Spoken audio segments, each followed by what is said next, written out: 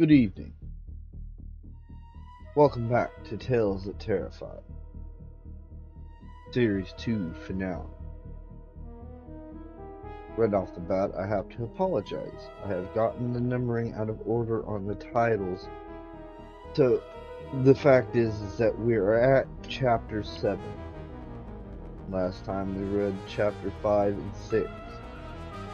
The episodes numbering on the titles themselves have been out of order because wasn't expected. This whole thing was unanticipated. I kind of expected it to be shorter than it was. But as of now, we are currently at Chapter 7, and we'll be reading 7 and 8. And that will reflect in the title and description, hopefully. But with that, we last left off with a boy having found a box and a dead man named Greeley. Let's find out what's happened. Chapter 7. Both in life and in death, Mr. Greeley was a public nuisance. Alive, he had cost the province his board and room for several years, and by dying in an alley, he was responsible for the cost of an inquest and the loss of valuable time of the coroner, the jury, and the police surgeon. Edwin Greeley, the police surgeon stated, was a morphine addict of long standing. The body was in an emaciated condition, and both thighs had hundreds of hypodermic scars and several infected punctures. Examination of Mr. Greeley's trousers, not on exhibit, showed that he was in a habit of injecting the morphine through his clothing with a homemade syringe. Exhibited to the jury, he eyed it with interest and disgust. An autopsy proved the cause of death to be morphine poisoning. The coroner went over the evidence, implying strongly that he himself had no doubt that Greeley had miscalculated and given himself an overdose, and no loss to the world, his tone made clear. However, if the jury wanted to make fools of themselves, they were perfectly welcome to do so and bring in a verdict of homicide or suicide. The jury was out in 20 minutes. Miss Alicia Schaefer summed up the opinions of the other jurors when she stated that anybody who would use a syringe like that instead of going out and buying a proper one and using it through his clothes, imagine, instead of having it properly sterilized, well, anybody like that could make any kind of mistake. Schaefer's compelling logic carried the day, and it became part of the court's records that Edward Greeley had died by misadventure. The bartender at the Allen Hotel read the news in the Evening Telegram. He called the Inspector Sands' office and left a message.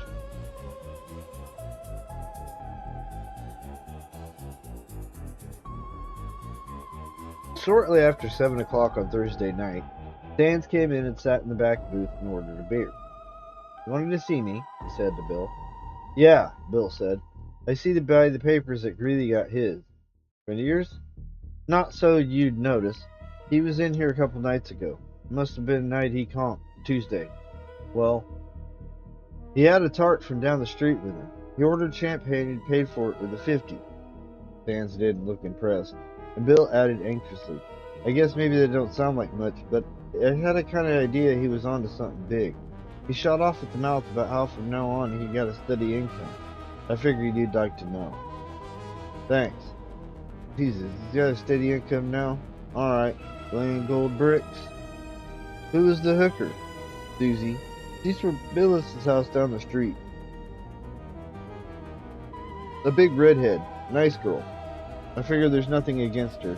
Maybe she gets a case now and then, but she ain't mean." "Does she come in here often?" "Now and then." "I'd like to talk to her. How would you like to dig her up for me?" "Aw, now, Mr. Sands," Bill said. "What the hell? I got a wife and family. I don't whore. You know that. Did my wife hear about it?" "Use a phone." "Sure. I never thought of that." "Why, sure, Mr. Sands." He got up. "It'll probably cost you some money. I figure I'll say it's a business appointment." "Good idea. You got $5 to waste?" "Yes." Bill went into the office. After assuring the manager of the house that he meant business, $5 worth, he was allowed to speak to Susie. "Susie, this is Bill up at the Allen." "Well, what do you want? Or is that too personal?" There's a guy here, $5. I don't want to come out on a stinking night like this for $5. You see any of the papers about Greeley? He got his wings. And I don't mean the kind that let you fly a plane. Well, well, Susie said thoughtfully and hung up. 15 minutes later, she was at the Allen. She had dressed in a hurry and hadn't combed her hair, and her lipstick was blurred around her mouth. Bill took her to the back booth and introduced her to Sands. She looked Sands up and down very closely. Who are you kidding? She said. Jesus, you can't talk to Mr. Sands like that, Bill said. Why, Mr. Sands? Sit down, Susie, Sands said. You're right, I'm harmless. I didn't mean that, Susie said. Holy God, I wouldn't say a thing like that to any guy. I meant you're not the type. How do you know? Bill said, scowling. Mr. Sands has a hell of a lot of muscle under those clothes, ain't you, Mr. Sands? Blow, Sands said, without looking at him. Sure, Bill said. Sure, I'm on my way. When he had gone, Susie sat down. What's the gag? Questions about Greeley. I get it. Policeman? Yes. Surprisingly, she leaned back and smiled. That's a relief. I'm kind of tired tonight, and I got nothing on my conscience you don't know about. Known Greeley long? Not so long. 2 months, maybe. Just some line of business. He was a cheapskate. You could have knocked me over with a feather when he came in Tuesday night and paid $10 for the whole night and didn't even stay. We came here and stayed a couple hours, and guess what we drank? Champagne, Sands said. Yeah, can you beat it? Poor Eddie. Must have been too much for his system. Bill told me he died. Yes. Did you know him? Not personally. He was a hophead. He gave himself a dose after we left the pier. What time? 12 or so. And then? Then he sent me home in a taxi, Susie said dryly. Believe it or not. He said he had to meet someone. He'd been talking big stuff all night. It made me laugh. The only thing Eddie was good for was rolling drunks, like he must have done to get that 50. Sands gave her $5. She took it with a wry smile. Easy money. Wish to hell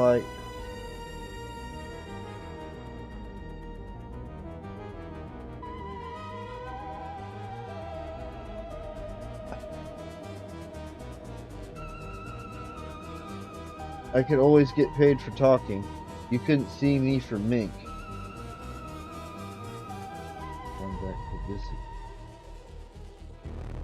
Sands got up and put on his hat. Good night and thanks.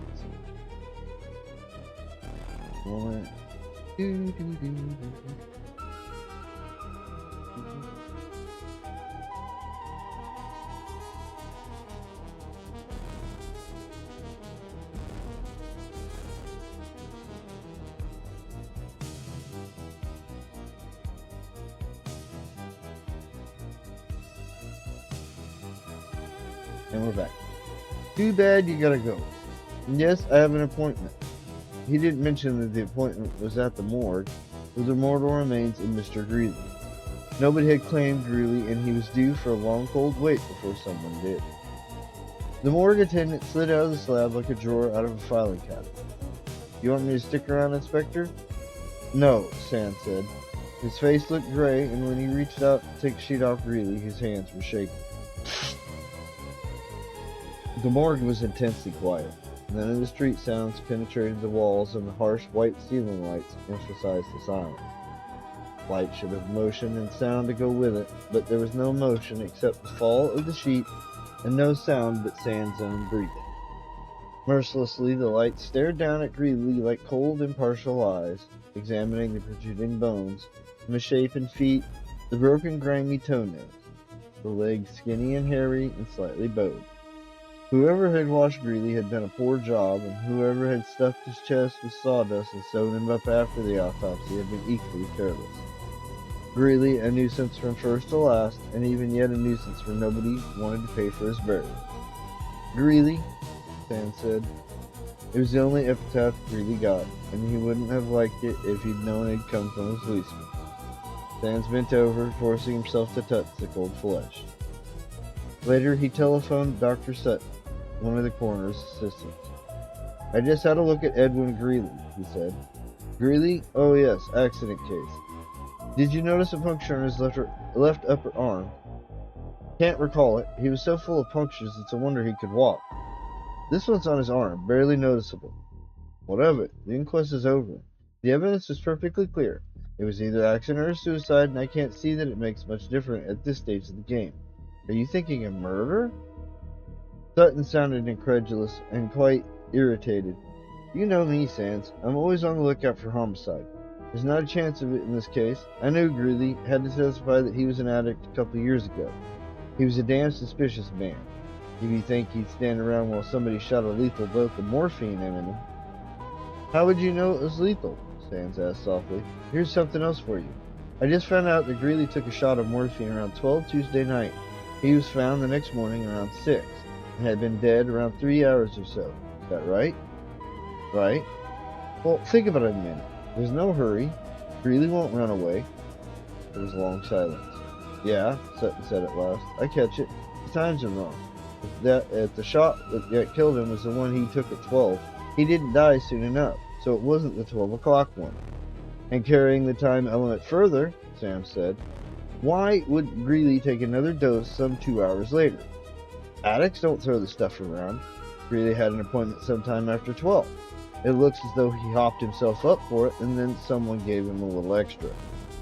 Case of Mr. Greeley was unofficially reopened on Friday morning. On Friday morning, too, Dr. Goodrich made his second report to Andrew by phone. It's difficult for me to give you a definite statement at this stage, Goodrich said. As a gynecologist, you have plenty of experience with the mental disturbances of women during the menopause period. Usually the disturbances are fairly light: insomnia, bad dreams with latent sexual content, periods of hysteria or depression.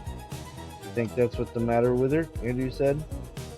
Frankly, I don't know. It's intensified the situation, of course, but she seems to be suffering the after effects of a very severe shock. She's dazed and badly frightened. So frightened that I get the impression that she wants to stay here because it's safe. That's not uncommon. We have quite a few patients here who refuse to leave. But they're ones who've been here for a long time and who can't bring themselves to give up their changeless routine and face a changing world again. But your wife is a newcomer. They usually fight to get out. Are you sure you've been entirely frank with me about the preceding events? I told you everything I know, Andrew said listlessly. She was alone in the house with 2 maids and a man delivered a parcel. No one knows what was in it. She took it with her when she left. There was no difficulty between the 2 of you?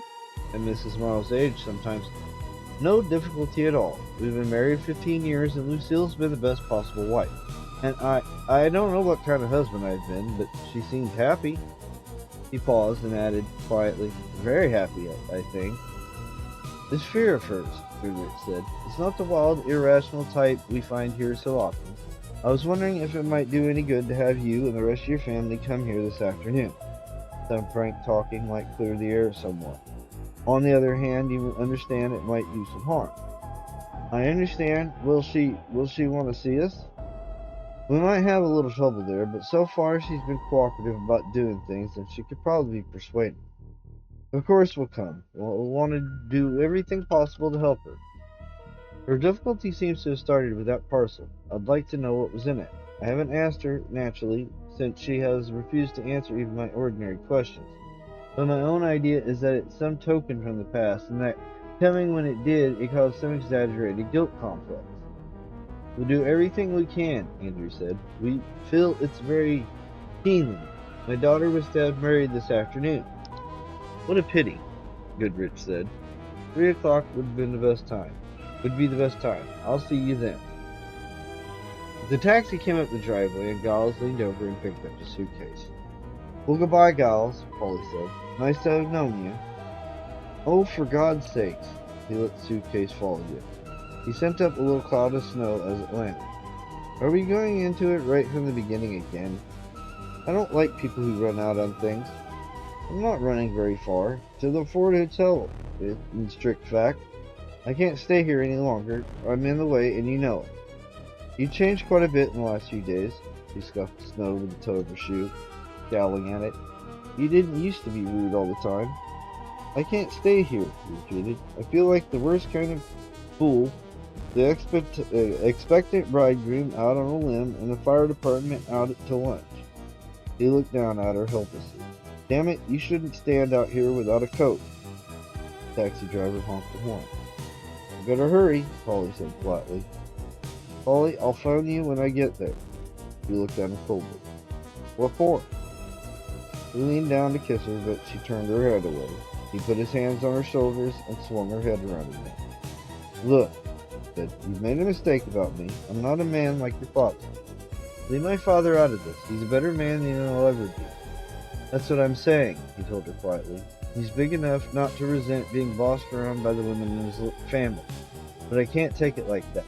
If I could, I'd make my peace and agree to stay here and take whatever comes. You can't have it all your own way, Polly." "Can't I?" He picked up his suitcase again. "You know where I am if you want me." "Certainly." She turned and walked towards the house without looking back. With a savage bewilderment, "Damn!" She strode to the taxi and opened the door. Slowly, Polly went into the living room and stared for a minute, her eyes hot with rage, at the small photograph of Lucille on the mantel. "She did it," he said through clenched teeth. "She did it. It's her fault. She's always spoiled everything for me."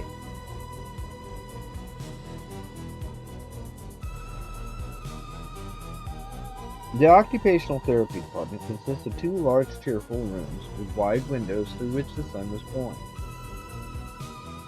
There were 2 nurses in the room as well as the teacher, but they wore bright-colored smocks over their uniforms, and the place had the atmosphere of a friendly, informal workshop. In one corner, fibers of willow wood were soaking in a tub of water, and standing beside the tub was Miss Hammond, weaving the wood on an upright frame. She paid little attention to detail, but seemed to enjoy flipping the strands violently around. "Come, come, Miss Hammond," the teacher said. "Let's take it a little more slowly." She turned to Lucille. "Miss Hammond is making a lampstand. Isn't she doing well?" Miss Hammond went on flipping. "If you see anything you'd especially care to work at, Miss Morrow?" No, not anything. Anything at all." "Come, Cora," the teacher called across the room. "Let's get to work now. Show Miss Morrow your lovely picture. Perhaps she'd like to do one like it." "I'm sure she would," Cora said primly. Cora had a small niche of her own occupied by a wooden frame with a piece of burlap stretched across it. On a table beside it lay little bowls of macaroni, barley, rice, and similar foods. "We glue these to the burlap," the teacher said to Lucille, "and when the whole thing is done, it is painted. Some of the work is really amazing, though Cora, I'm afraid, is not very diligent." "It isn't diligence that counts," Cora said to the room. "It's the artistic impulse of scope." "Certainly has a great deal of scope," the teacher said, and glanced at odd pieces of rice and barley scattered haphazard over the frame. "I'm still not quite sure what it's going to be. It's a pictorial representation of William Joyce's Ulysses. I believe I told you that before. The medium is perfect for the work." The teacher hesitated. "Well, in that case, would you care to do something along this line, Miss Morrow?" "You could work on this with me," Cora said. Let Miss Morrow answer for herself, Cora. We must be polite." "All right," Lucille said. "I don't care." Miss Hammond had stopped work and was staring at the bowls of food with somber eyes. Unobtrusively, one of the nurses moved across the room and stood beside her. "Give me more food and more clothes," Miss Hammond intoned. "Give me—" "Now, Miss Hammond, you've just had your breakfast. We'll give you a little lunch later on. What a good job you're— more food and more clothing." The nurse picked up a strand of willow and handed it to her. Hammond flung it down again. It whistled through the air and struck the nurse's leg. "Give me more food and more clothing." "All right, come along." The 2 went out, the nurse's arm tucked into Mrs. Hammond's in a firm, friendly way. "She's always worse on visitor's day," Cora explained. "Her husband comes to see her. Here, pretend you're working and the teacher won't interrupt us talking." Lucille selected a piece of macaroni from the bowl. She held it up between her fingers and gazed at it dully. It seemed to expand before her eyes, become a symbol of her future life. "All of my life," she thought, "all of my life," while Cora's voice tinkled on. Miss Hammond came from a very wealthy Jewish family. Then she married this man, a clerk of some kind, and her family cut her off because she wasn't Jewish. They were very poor, and then she lost her baby at birth, since they told her she'd never said a word but that one sentence. On visitor's day, her husband comes and talks to her, but I don't think she hears anything. He's been here for a long time. A long time, Lucille thought. So will I. You aren't listening, Cora said. Yes, I am. Well, then, Miss Hammond must feel that her husband starved her and killed the baby. And at the same time, she must blame herself, too, for renouncing her religion. The Filsinger twins came in with Miss Scott. Mary identified herself immediately. I have told the superintendent 1,000 times that when Betty doesn't feel well, she shouldn't have to come down here. She threw back her head and shouted, Superintendent! Superintendent! Hush, Mary, Miss Scott said, and turned to Betty. How do you feel, Betty? I feel fine, Betty said vacantly. She's putting on a brave front, Mary cried. She doesn't look well. Oh, any simpleton could see how pale she is. She stroked her sister's rosy cheek. The teacher appeared from the other room. Mary, Miss Sims is going to have her wash rag finished before you if you don't hurry. She's tatting the edge right now, right this minute. Mary snorted. Come on, Betty. Come on, Betty. Watch, you don't fall. Oh, you shouldn't be allowed to come down here in your condition. Don't fall, Betty. I feel fine, Betty said. Oh, you're so brave, dear. If it wasn't for Miss Sims beating me, I'd go right to the superintendent this minute. Oh, dear. Oh, Miss Scott. Am I doing right? Perfectly right, Miss Scott said. The morning went on. Except for Mary Filsinger's occasional cries for the superintendent, there were no disturbances. Lucille and Cora were skillfully separated by the teacher, and Lucille found herself becoming genuinely interested in Miss Hammond's abandoned lampstand. She liked the feel of the willow fibers, smooth and pliant, and for the first time in years she felt the satisfaction of actually constructing something with her hands. When the luncheon bell sounded, she had almost forgotten where she was and that she was to stay there for the rest of her life. I won't go down. Lucille stood by the window in her room, her hands clenched against her sides. I don't want to see anyone. Oh, come now, Scott said. We all have visitors today, even the twins. You'll be all alone up here. And after your family sent you these lovely roses. I don't want the roses. Give them to someone else. She had never dreamed that the family would come to see her, openly and casually like this. She had imagined them sneaking in the dead of night to find her, to make her suffer. Yet they were here now, all of them, waiting downstairs to see her as if nothing had happened, sending her roses and pretending this was an ordinary hospital and she herself was merely a little ill. We know it's always hard to see your family for the first time, Miss Scott said, but if you could make the effort, we feel it would do you worlds of good. Like Miss Hammond? Lucille said. Scott looked almost cross for a moment. Cora does a great deal too much talking. You want to see your husband, don't you? Lucille pressed her hands to her heart. I want to see Andrew, to go home with him, to live with him all my life, never even bothered to see anyone else. No, I don't, she said. Very well, I'll tell Dr. Goodrich you may stay up here. When she was gone, Lucille sat down on the edge of the bed. She was barely conscious. Though her body was upright and her eyes open, it was as if she was almost asleep and her mind in labor and heaving with dreams. Little faces, willow fingers, roses of blood, clothing, and a pellet of rice. Did you count the spoons, nurse? Hard, dead flesh of macaroni, doing as well as can be expected. Are these roses for me? For me? For me? Willow drowned in a tub. Soft, dead willow, floating hair, and a headache in a tub. Superintendent! How smooth, how dear, how dead. Come, Cora, Cora, come, Cora. Superintendent! Grape eyes mashed, rotten nose splashed on a wall. I'm sure you'll love the soup today. It floats the willow, nursey, nursey. Suddenly she leaned over and began to retch. Miss Scott came running. Miss Morrow, here, head down, please. She pressed Lucille's head down against her knees and held her. Breathe deeply. That's right, that's better. We'll be fine again in a minute. It must be something you ate. Miss Scott took her hands away, and slowly Lucille raised her head. She knew Miss Scott was there. She could see her and hear her. But Miss Scott wasn't really there. She was a cloud of white smoke. You could wave her away with your hands, blow her away, but she didn't matter. She couldn't do anything. She wasn't there. Would you like a glass of water, Miss Morrow? Here, let me wipe your mouth. You've bitten your lip. There, now do we feel better? Good one's bite. Ooh, whip. There, drink this. I'm sure you're upset because you didn't go down to see your family. They're awful worried about you, you know. You wouldn't want to upset them, would you now? Scott expected no answer. She went to the dresser and picked up a comb and began to comb Lucille's hair.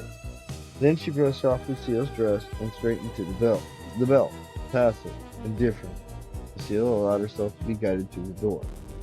We felt it was better for you to meet your family in Dr. Goodrich's office, not in the common room. Here we are. Would you like to go in alone? Lucille shook her head. She meant to shake it just once, but she couldn't seem to stop. She felt her head shaking and shaking. Briskly, Miss Scott reached up and steadied her. The door opened, and Dr. Goodrich came out into the corridor. Scott frowned at him and tipped her head almost imperceptibly towards Lucille. I see, he said. Come in, Miss Morrow. Here's your family. Andrew came over to her and kissed her cheek. The others sat stiffly on the lid of the couch, as if they didn't know what was expected of them. Then Edith, too, rose and came toward her. Lucille, dear, she said, and their cheeks touched for an instant in the old familiar gesture. Lucille stood, rubbing and rubbing her cheek. Here is your family. At least they said it was your family. And there was some faint resemblance to Andrew and the tall man. But the girl, who was she? And the young man? And the scraggly hag who'd kissed her? Ho, ho, ho, what a joke. She knew. Hello, Lucille. Nice to see you again, Lucille. Hello, Lucille. I like your hairdo. Please sit down, Miss Morrow. We've been so worried about you, Lucille, not letting us know or anything. That was the hag who wasn't Edith. Her voice wasn't Edith's. High, piercing, thin as a wire, but Edith had never looked like this, a dried and shriveled mummy with sick yellow skin. Yet. Edith, she said, her face wrinkled in pain and bewilderment. Is that you, Edith? She looked slowly around the room. And you, Andrew? And you, Polly? Martin? This is a surprise. I didn't know you were coming. There was something wrong about that, but it wasn't important. She'd figure it out later. This is a surprise. I feel so confused. Andrew brought her a chair, and when she sat down, he stood beside her, his hand on her shoulder, strong and steady. If you have any troubles, Lucille, he said gently, share them with us. That's what a family is for. So confused and tired. You can trust us, darling. Whatever's bothering you, it's probably not nearly as bad as you think it is. He looked over at Polly and Martin. Tell her, Polly. Martin, tell her we're all behind her. Whatever. Of course, Polly said stiffly. Of course, Lucille knows that. Sure, Martin said, but he didn't look across the room at her. If you tell us what happened, Edith said surely. There's been so much mystery, I'm worried half to death. What did the man... I'm so tired, Lucille said. I'm sure you'll excuse me. She moved slightly. Please, Andrew said, and tightened his grip on her shoulder. Please! With a sudden cry, she wrenched herself out of his grasp and ran to the door. An instant later, Dr. Goodrich was in the corridor beside her. Edith clung to Andrew. Her body was shaking with silent sobs, and her hands clawed desperately at his coat sleeve. Take me home, Andrew. Please, take me home. I'm frightened. She's really crazy. I'll be like that someday. I know it. She's just my age. Behave yourself, Andrew said, and looked down at her with an ugly smile. People with as little sense as you have rarely lose it. Law of compensation, Edith. Martin was lighting a cigarette. He seemed absorbed in the play of the match, as if by watching it he could learn something vital. I hate to be wise after the fact, he said, but I think we've underestimated Lucille. We shouldn't have come. She knows that Polly and I had never been friendly to her. It's not anybody's fault. It just happened like that. She ran away from the lot of us on Monday. What reason had we for thinking she was going to break down and confess all on Friday? He glanced over at Polly, who was staring sulkily down at the floor. Certainly the sight of Polly's sunny little face isn't going to do anyone any good. Take a look at your own, Polly said. I have. I grant it doesn't measure up. Still, I try. A for effort. Oh, it's so terrible, Edith cried. There they are wrangling again, as if they didn't care where they were. And poor Lucille, she doesn't matter to them. She matters a great deal, Polly said with a dry little smile. Or haven't you noticed? She matters so much that I wasn't married today, that my fiancé couldn't even stay in the same house with me. She's managed to mess things up very nicely for me. Don't be mawkish, Martin said. Giles was polite enough to leave until things were settled. Sure, Polly shrugged. Very polite of him. You sound like the deserted bride. How should I sound? He might have stood by me for a while until... Martin's voice sliced her sentence. Since when are you the type that asks to be stood by, or even wants it? Stop it, Edith said. Stop your wrangling. It's indecent. Dr. Goodrich returned to the room. I'm sorry, he said. I thought it was advisable for Mrs. Morrow to go to her room. She seemed far more rational this afternoon than she did this morning. He glanced with sympathy at Andrew. I'm sorry things didn't work out better, but there is a good deal of trial and error in these cases. It's the only way we can learn.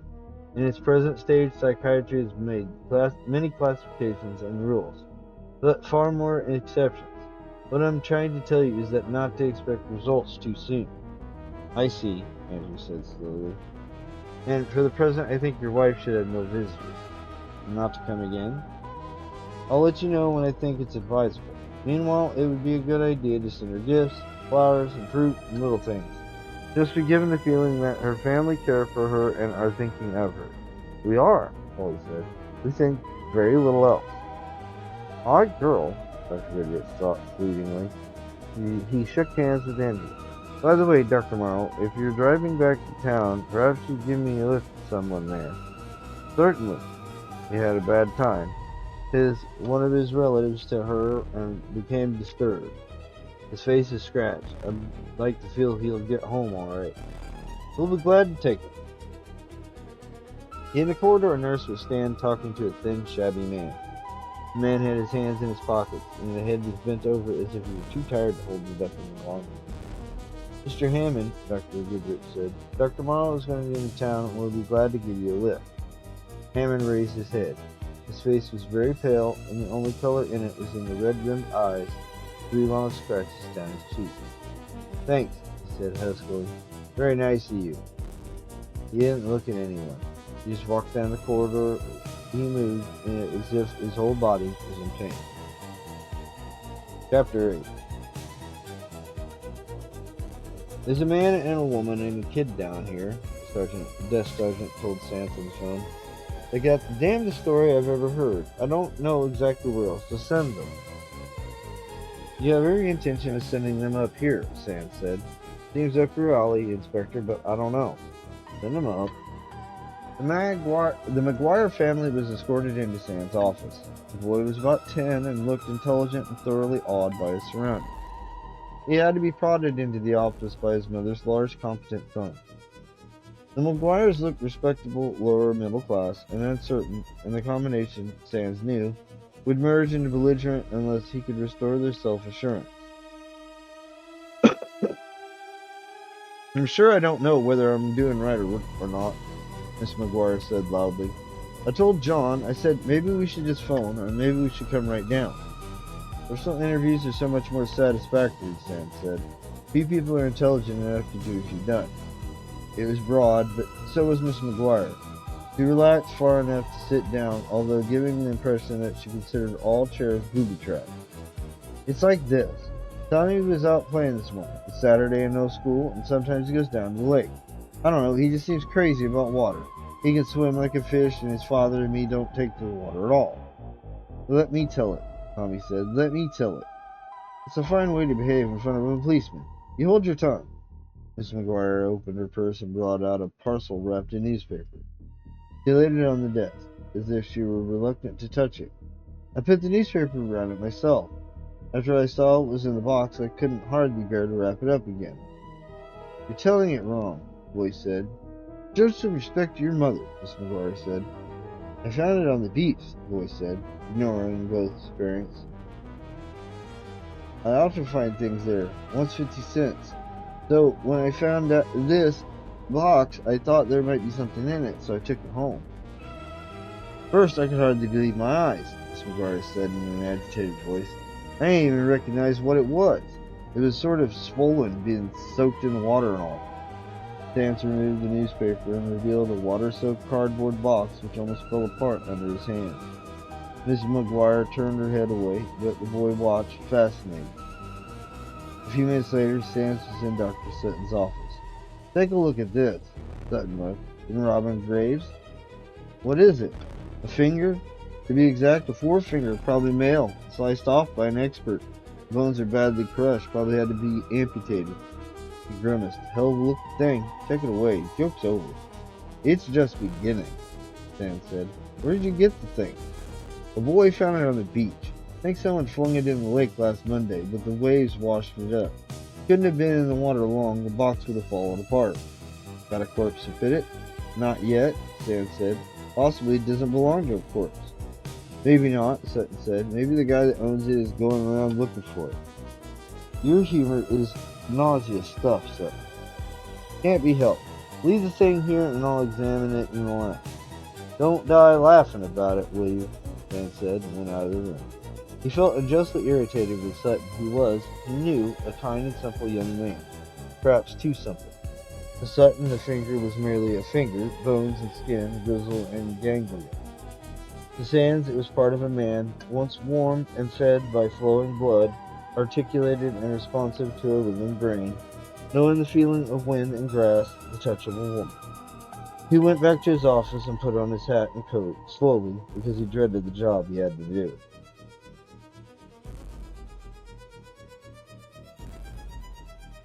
And it looks like he crashed, but that's okay. We shall continue. 10 miles west of Toronto stand in the iron gates of Penwood, protecting its inmates against the world and the world against its enemies. At the ornamental apertures in the gate society could press a cold peering eye, but inside the little colony carried on, undisturbed and uncaring. It grew most of its own food, ran a dairy farm, handled its own laundry, and sold samples of needlework, watercolors, and wicker baskets to a curious public. Made by a crazy person, imagine. Why, it's just as good as if I could do. The colony was fathered by its superintendent, Dr. Nathan, a psychoanalyst turned business executive, and mothered by the host of nurses chosen for their quality of efficient and cheerful callousness. No nurse who confessed to daydreaming or sentimentalism or an interest in art was accepted on the staff. A surplus of imagination could be more dangerous than stupidity, and a weakness for emotionalism could destroy the peace of a whole war. Miss Scott had none of these undesirable qualities. In addition to her vital lacks, she had a sense of responsibility and a detached fondness for all her charges. Miss Scott listened and observed, and because she had a poor memory, she committed her observations to paper, thus doubling her value. She pitied her patients, while impersonally noting that there were lots of people worse off than they were, but when she went off duty at night, she was able to forget the day entirely and devote herself to her succession of boy friends. Incapable of grand passion, she was the kind of woman who would one day make an advantageous marriage, stick to it, and produce curly-headed and conveniently spaced offspring. Though he did admire the type, Sands liked Miss Scott at once. "I'm Miss Scott," she said in a warm, bright voice. "Dr. Goodrich is doing his rounds now. I understand you wanted to see Miss Morrow." "I do," Sands said. "My name is Sands, Inspector Sands." Scott gave him a "well, what do you inspect" glance. "I'm a detective, homicide. I'm afraid I'll have to see Mrs. Morrow." "I'm sorry, I don't think Dr. Goodrich will allow it," Scott said. "She was quite disturbed last night. She's still NYD, not yet diagnosed, and Dr. Goodrich. If I could possibly get out of seeing Miss Morrow, I'd be glad to do it. I have rarely pinched children or attacked the sick, but sometimes it's necessary." What a queer man, Miss Scott thought, and was dumbfounded into temporary silence. "In this case, it is," Dan said. "What I have to say to Miss Morrow may remotely help her. More probably it will disturb her further. I wanted this to be clear before I see her. Under those conditions, I'm sure Dr. Goodrich will refuse to let you see her." "Perhaps not." He turned his head and seemed to be contemplating the brown leather furniture of the waiting room. "But perhaps he will refuse," Sands thought, "and in that case I'll have to tell him what I know. But what to tell?"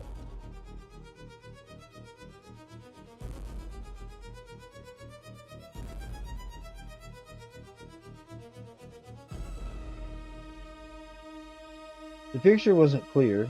The only real figure in it was Lucille herself, haunted by dreams and driven by the devils locked up in her own heart. The rest of the picture was in shadow, blurrily, stealthily, shapes merging into darkness. A face, Greeley's. A finger, a hump in the snow, Mildred. Well, Dr. Goodrich would be here any minute. Miss Scott said, and moved towards the door.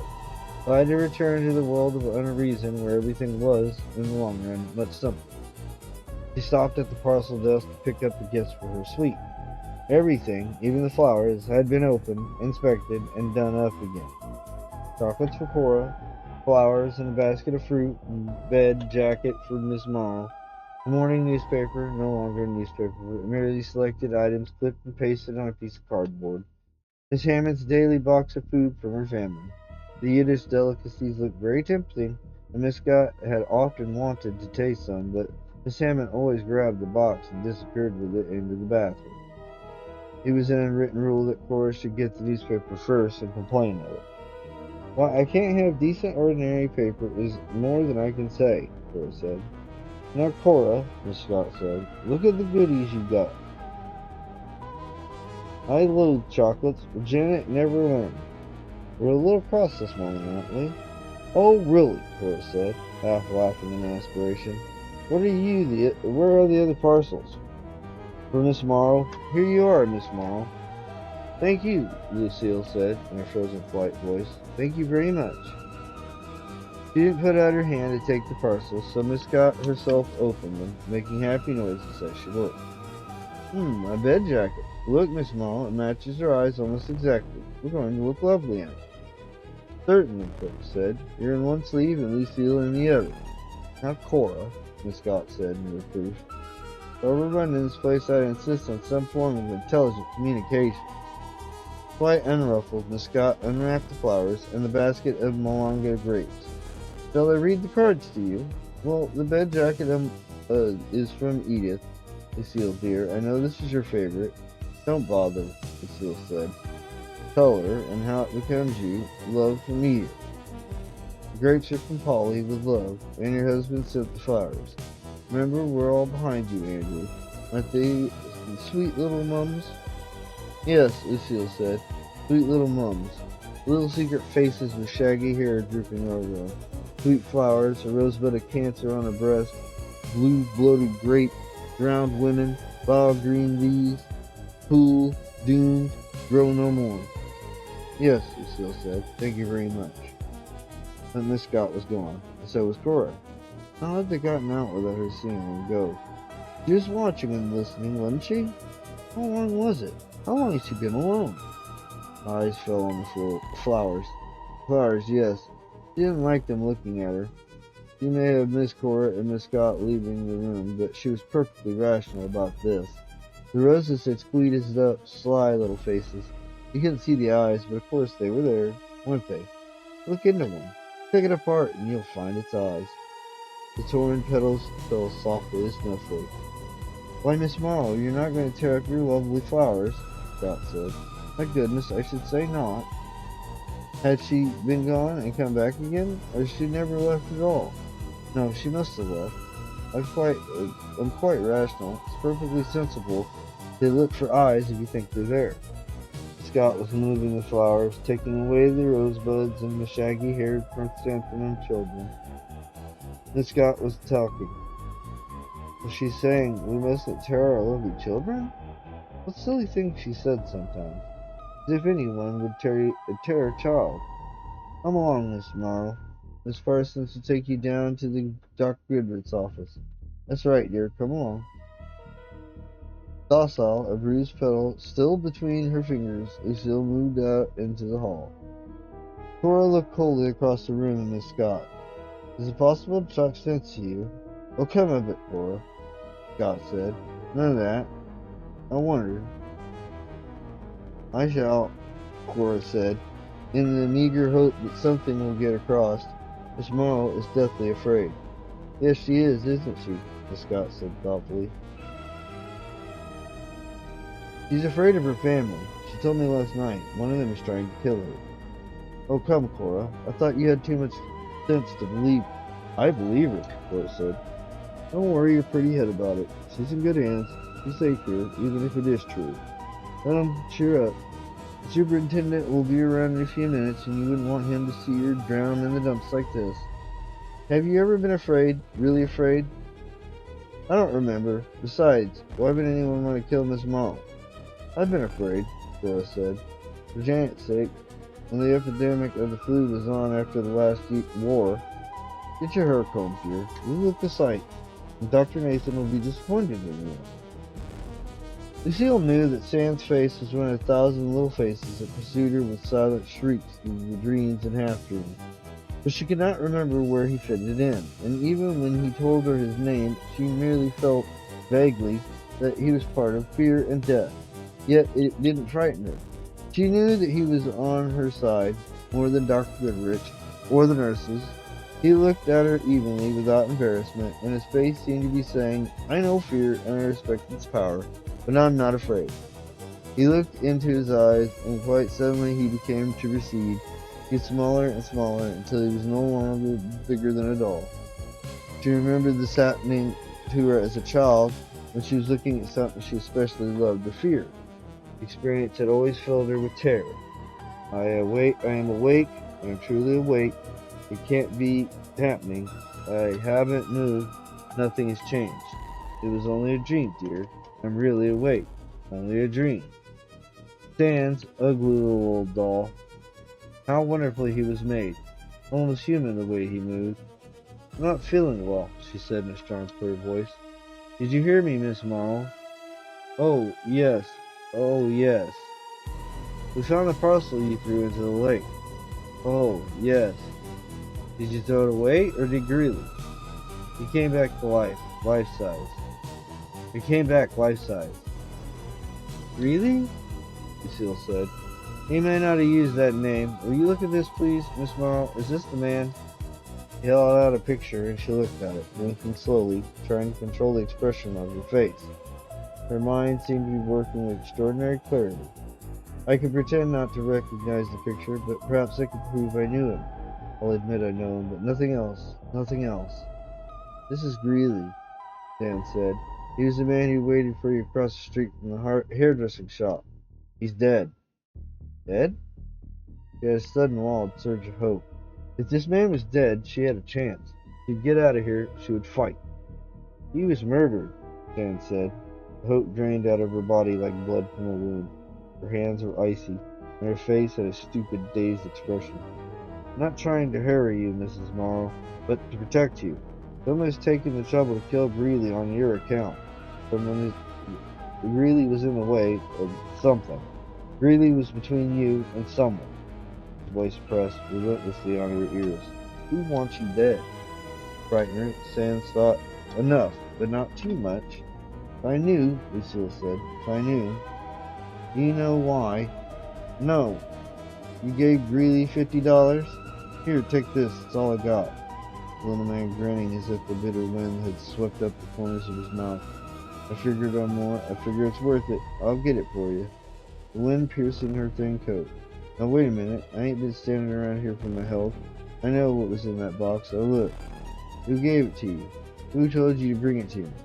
Offhand like this, I can't remember. He grinned again, although he looked cold and sick and was ready to drop in his tracks. I'll get more for you. No, he said. One of your maids has already identified Greeley as the man who brought the box to your house. I'm to help you, Miss Morrow. I must know what was behind this thing. It's too crude and grotesque for a joke and too dangerous to be about. She shivered. She could still feel the wind. It seemed to be blowing at her back, pushing her along towards the water. Into the water. She felt an icy wave roll against her leg, and her forehead was bathed in sweat. Her head lolled and her mouth open, sucking in the rush of water. There was movement in the room.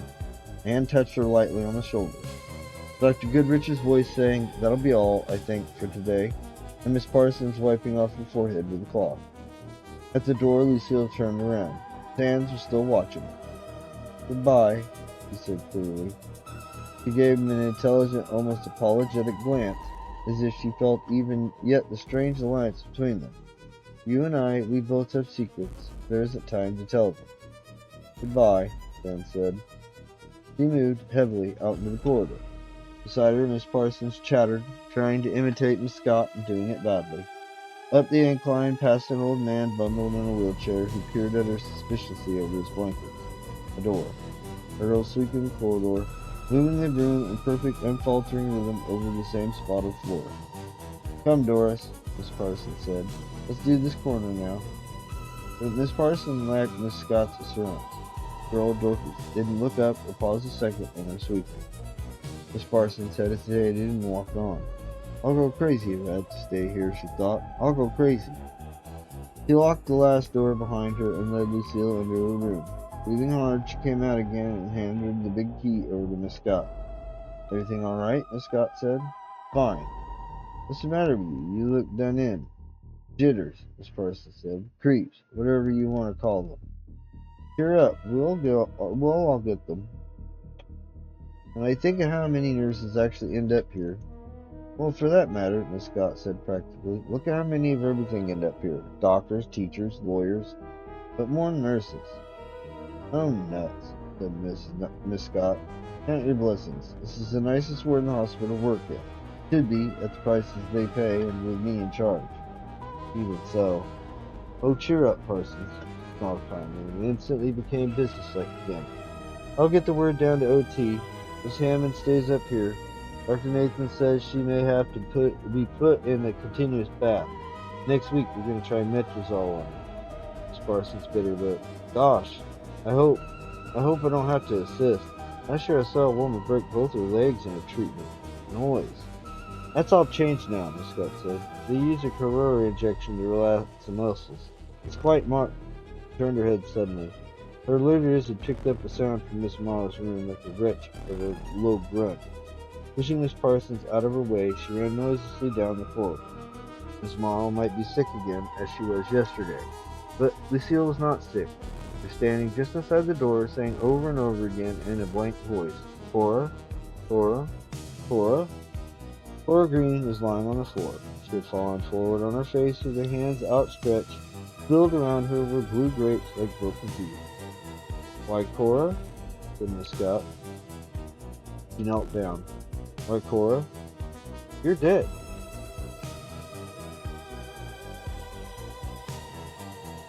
And with that, we come to a close for now. That was chapters 7 and 8. And that will be reflected in the description. And the story's starting to get good. So we've got a few more chapters to go, and so, well, we shall see what has happened. Maybe not. So, aside from the crash out here, we were at our favorite felines, as usual, and this location here is just perfect for your little picnic, campground, whatever. You cook your fish that you caught, if you like. I don't know. Then again, could be catch and release. I'm not sure. No, it's not catch and release. Pretty sure you cook anything as you want. Well, anyway, hopefully it's been a fun time, and hopefully I wasted enough of your time, and hopefully you've enjoyed my blathering on. Hopefully you come back and join us for chapter 9 and 10. So, with that, I bid you adieu. Good night.